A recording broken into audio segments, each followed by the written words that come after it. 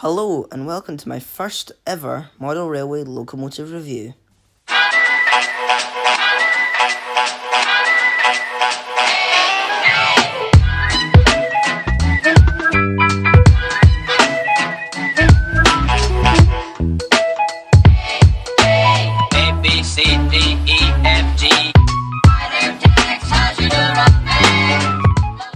So welcome to my first ever model railway locomotive review. Today I'm reviewing this. It's the Lima Class 59 National Power Livery, Vale of York. Now, when we think of Lima, we don't think quality, but this isn't half bad. I bought this from a model railway show, so I have just taken out and serviced it, but I haven't had a proper play with it. And I must say I was quite impressed. So the first thing that we want to look at is the packaging. Of course, this is quite tatty. Nothing on the back. Yeah, it's up to Lima's usual standard of packaging, which is fine. And of course, it's a bit tattier because I bought this from a show pre-owned. But I paid a very reasonable price of £35 for this locomotive, and because I've had a look at it before, I already know what I'm paying for. And I must say, it's actually not a bad price for what it is. So in the packaging we've got okay, so we've got two things that I assume were from a detail pack once upon a time. We've got an instruction book and we've got the business card of the guy that sold it to me. So this model I believe had been owned for 5 years before this, so I don't actually know how old this model has been going for. Lima first started selling this. But if I could just butt in there, I've done my research and I've discovered that this model actually came out in the mid-90s, looking at 95, 96. So for the age of this model, I think you'll be quite impressed with what we see later in the video. I would like to find out, so that's probably something to Google later.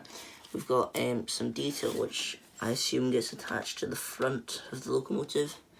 Not totally sure. An extra NEM coupling, which is good because I do like fronts without them. So let's have a look at it itself. It's got some weight to it. That's good. Yeah, I'm liking this. I'm just so put off by the livery. It's a really nice livery with the grey underneath.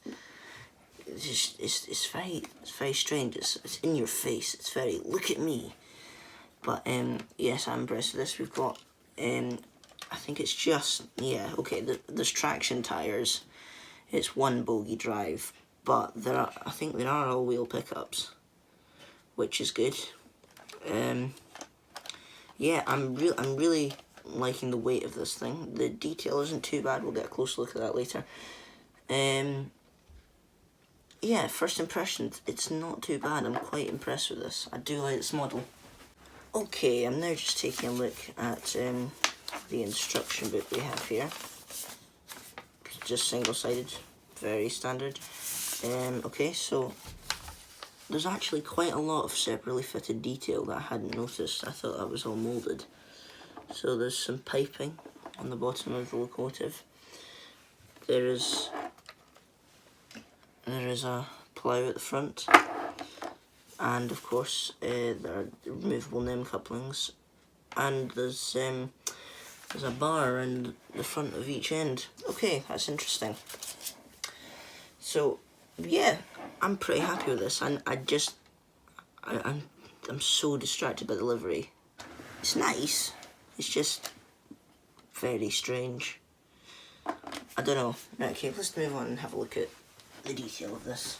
So there it is, the Lima Class 59, looking lovely against that white background there. We can have a proper look at the detail now. So I think we'll just start with the cab since we're here. So there's no directional lighting, but we don't expect anything like that from Lima. The buffers aren't sprung, but again, this is I'd refrain from using the word budget, but this is a cheaper model, a less expensive. There we go. There's this buffer here that's really annoying me. It's slightly wonky, and I don't know if that's the manufacturer's fault when it's been glued in, but it's really annoying. I might have to fix that myself. Now, the best thing about the cab, which I was really impressed with, I gotta say, is, and I don't know if I'll be able to focus the camera on this, there is some in-cab detail. Now, let me move the camera so you'll be able to see this, because this is really impressive for a Lima model. I really don't know if that's focusing. Yeah, it looks like it. So there is actually some dials and knobs in there, inside that cab, on top of a plate, which is very good. It's a driver's plate, and at the front, if I go to the very front, you may be able to see there is in fact a chair behind it. So yeah, that's really good. So for a Lima model, in-cab detail, that is quite impressive. I'm very pleased with that. The next thing I want to cover is this, of course, this beautiful livery. This wonderful blue and grey. The grey is still quite odd, but I do like it. I'm growing to be quite attached to it now. This National Power has the livery logo has been applied very well. The printing hasn't gone madly there, especially as it's on this grille. So that's very good. That's good to see. The exhaust on the roof of the locomotive. Now, this looked very toy-like. I wasn't sure about this when I looked at it, but I did get a proper look into the things behind the locomotive, and apparently they really do look like that. So even though it does look quite odd and not very high standard, that is apparently what exhausts on 66s and 59s looks like. So that's just my incompetence, really. The bogies they're all grey. All the detail is grey, which is what it's meant to be, of course. But of course, there's no weathering. But there is some separately fitted detail, which I'm quite pleased with. These sort of tubes here, for example, are separately fitted, and that ladder is separately fitted, I believe. And if we move around to this cab, you can see here that we do have a separately fitted bar running across the top of the cab. It's a slightly different shade of yellow, which highlights it quite well. And we do have a NEM coupling here, which is looking, of course, not very nice, but that explains what this other NEM coupling was about. It's just to be attached onto the front end here, but I think I'm going to leave it off because it looks a lot nicer without it. I think it'll really fit into there without it. And of course, over here, actually it's focusing better now. You can see the in-cab detail with the chair just there. Of course, there's no directional lighting. The buffers aren't sprung or anything. Curiously, this buffer is wonky again. Maybe that is a feature. Maybe that's meant to be like that. Moving back down to the front of the locomotive, one thing that notices me, this 25,000 volt line across the top of the locomotive is very finely applied. It's very impressive, very straight, not much mess going on there. If I just move it a bit here, you can see the Vale of York nameplate has been applied very well. It's not messy or anything. There's only maybe a tiny bit of paint seepage between the yellow frontage and the blue livery. There's just a tiny bit of seepage there, but it's okay. As I say, this is not a top class locomotive. So yeah, for a Lima model, I mean, it's Lima, but for what we expect, it's actually okay. I'm quite impressed with the detail of this. So should we get her down onto the track and see how she does? I think that'd be a good idea. Okay, so there she is, the Lima Class 59, sitting on the tracks ready and raring to go. So I have had her running a bit, as I say, because I needed to test that she was working the way she should be.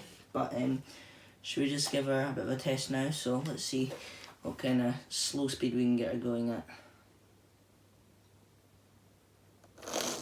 Oh, okay. Slower. Ah, she's cut out now. Okay, that wasn't the best of starts. I'll come back in a second and try it again. Okay, second time. Second try, here we go, folks. She moved.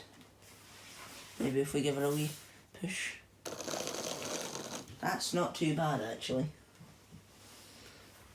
If I can actually get it consistent. Okay. That's quite quick. Hang on. Let's bring it back. Right.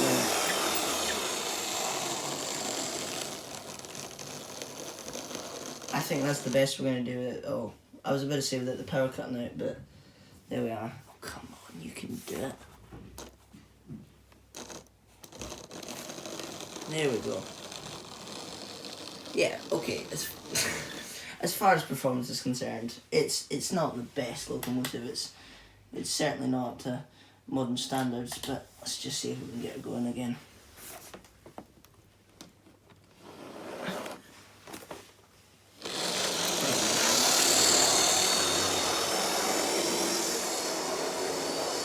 Yeah, okay. For a locomotive with traction tyres, that's not the best, but it's not too bad.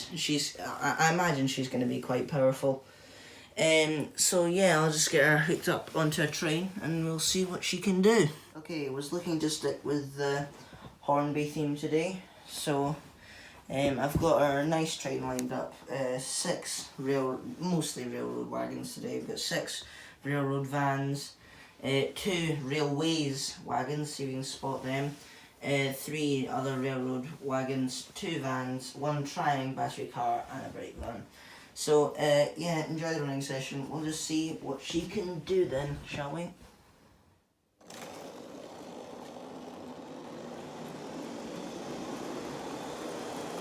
Oh, she's pulling in nicely.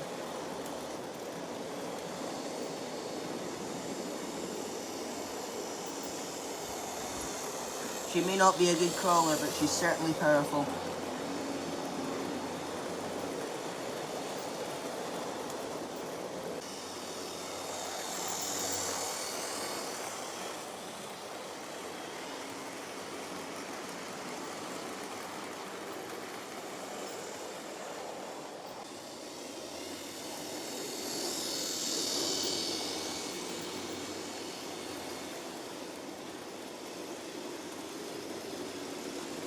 She's certainly not a quiet runner either. That motor's giving a good strong noise, but I quite like it. I mean, I'll have to look and see if it's a 3-pole or a 5-pole, but yeah, she's not the quietest runners, but it's a good noise. I do like it. It's a purr of a diesel engine.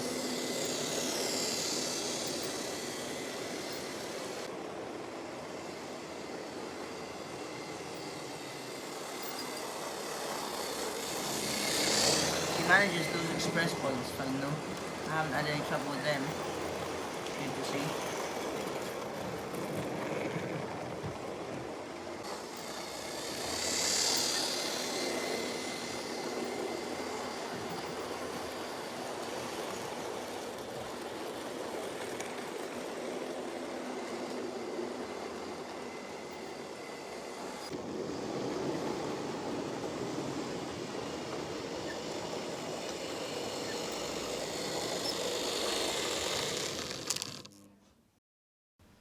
Well, here's my overview on the Lima Class 59 National Power livery.